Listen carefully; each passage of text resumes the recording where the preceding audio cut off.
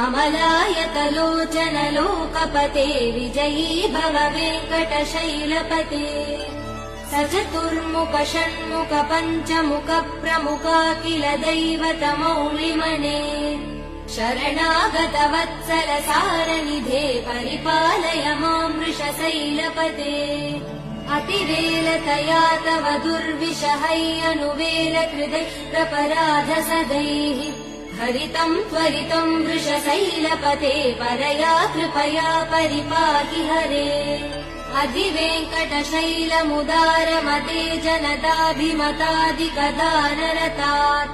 परदेवदया गदितान्निगमैकमलादयितान् परं कलये